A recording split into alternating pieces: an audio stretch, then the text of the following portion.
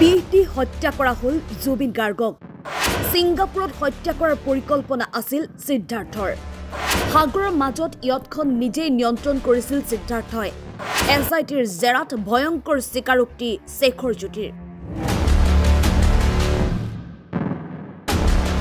জুবিনৰ মৃত্যুক দুৰ্ঘটনাৰ ৰূপ দিবলৈ চেষ্টা কৰিছিল জুবিন গাৰ্গৰ মেনেজাৰ সিদ্ধাৰ্থ শৰ্মাই সিংগাপুৰত পাৰ্টিৰ আয়োজন কৰা তন্ময় ফুকনক ইয়ত পাৰ্টিৰ হোৰাৰ দায়িত্ব লবলৈ নিদিছিল সিদ্ধাৰ্থই সকলো আয়োজন আগতীয়াকৈ কৰি ৰাখিছিল সিদ্ধাৰ্থই আনক হাতুৰিবলৈ শিকোৱা জুবিন গাৰ্গে হাতুৰি থাকোতে ভাগৰি পৰিছিল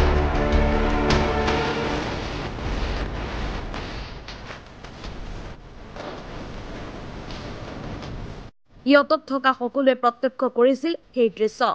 জুবিন গাৰ্গ পানীত হাতুৰি থাকোতে প্ৰায় ডুবু হওঁতে সিদ্ধাৰ্থই কৈছিল যাবদে জুবিন গাৰ্গৰ মুখেৰে যেতিয়া ফেন ওলাই আহিছিল গেষ্ট্ৰিকৰ বাবে হোৱা বুলিহে সিদ্ধাৰ্থই দাবী কৰিছিল যাৰ বাবে চিকিৎসালয়লৈ নিয়াটো পলম হৈ গৈছিল ইমানেই নহয় ইয়ত যাত্ৰাৰ ভিডিঅ' ৰাজহুৱা কৰাটো বাধা দিছিল জুবিন গাৰ্গৰ মেনেজাৰ সিদ্ধাৰ্থ শৰ্মাই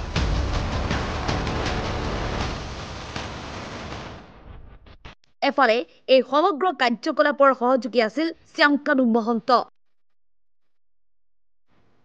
এছআইটিৰ সন্মুখত শেখৰে প্ৰদান কৰা ভাষ্য যদি সত্য হয় তেনেহলে নিশ্চিতভাৱে অসমীয়া জাতিৰ খলনায়কৰ বিৰুদ্ধে কি শাস্তি হ'ব লাগে সেয়া বিচাৰ কৰিব ৰাইজে কিন্তু এই ঘটনা চকুৰ আগতে ঘটাৰ পিছতো সকলো মনে মনে থকা সকল জানো নিৰ্দোষী 19 ছেপ্টেম্বৰৰ পৰা প্ৰতিদিনেই নতুন কাহিনী কোৱা শেখৰ জ্যোতিয়ে হঠাৎ সলনি কৰিলে এছআইটিৰ জেৰাত শেখৰ জ্যোতিৰ ভাষ্য নিজক নিৰ্দোষী বুলি প্ৰমাণ দিবলৈ আপ্ৰাণ চেষ্টা শেখৰ জ্যোতিৰ জুবিন গাৰ্গৰ মেনেজাৰৰ ওপৰতে দুখ জাপি দিছে এতিয়া শেখৰ জ্যোতিয়ে এতিয়াও কিন্তু পোহৰলৈ আহিবলৈ বাকি আছে বহু তথ্য যদি জুবিন গাৰ্গক বিষ দিয়াৰ তথ্য সত্য হয় তেনেহলে ইয়তত থকা প্ৰতিগৰাকী লোকেই হ'ব জুবিন গাৰ্গৰ হত্যাকাৰী